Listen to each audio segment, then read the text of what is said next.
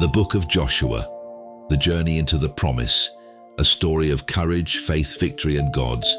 The story of Joshua begins at a moment of great uncertainty. A great servant of God has died. Moses, the man who stood before Pharaoh, parted the Red Sea, received God's law on Mount Sinai, and led Israel through 40 years of wilderness, is gone. For a moment, it must have felt like the journey had lost its leader. The people of Israel had followed Moses for decades. Now they looked ahead and saw a new reality. The wilderness was behind them, the Jordan River was before them, and the promised land was waiting. But there was a problem. The land God promised was not empty. There were strong nations, there were fortified cities, there were armies, there were giants. The promise was real, but so were the battles. Then God speaks to Joshua, Moses' assistant. Moses, my servant is dead. Now therefore arise, go over this Jordan, you and all this people, into the land which I am giving to them. Joshua 1:2.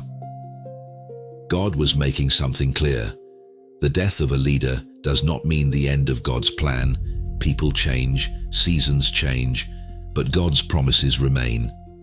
Joshua was not chosen because he had no fear. He was chosen because he trusted God. God tells him 3 times, "Be strong and courageous."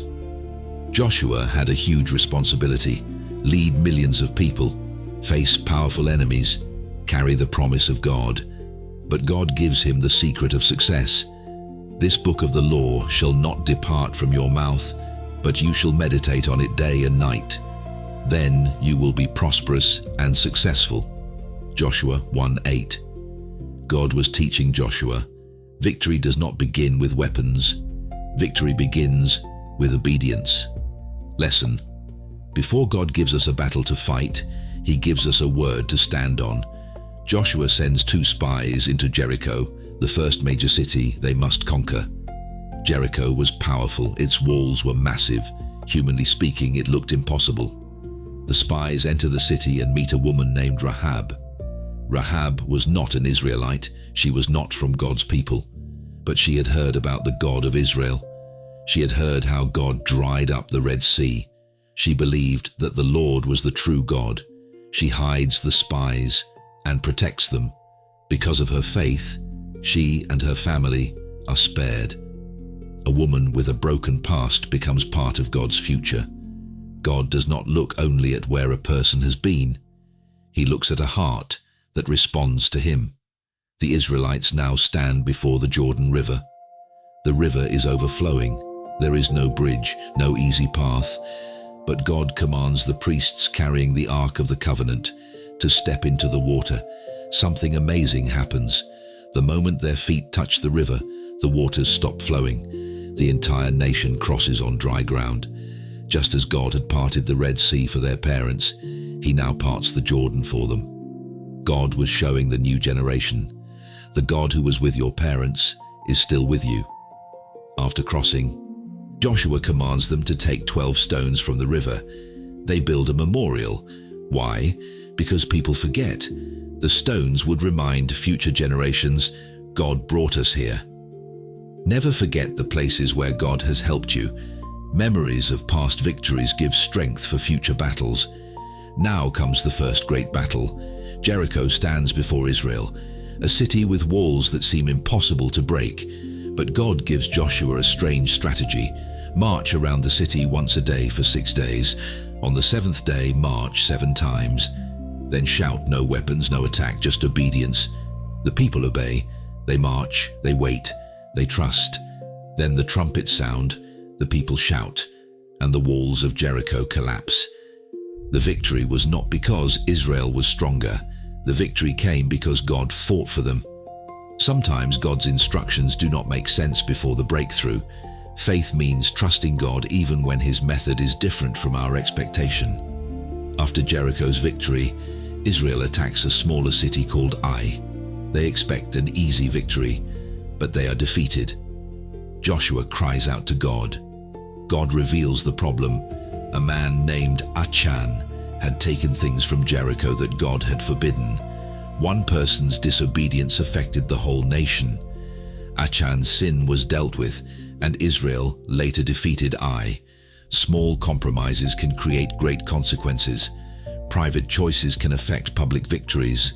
Joshua leads Israel in renewing their commitment to God.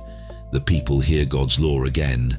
They are reminded the land is not just a gift, it is a responsibility. Blessing must be accompanied by obedience. Another dramatic moment happens when the Gibeonites deceive Israel. They pretend to come from a distant land. They wear old clothes and carry worn-out supplies. They convince Israel to make a treaty with them.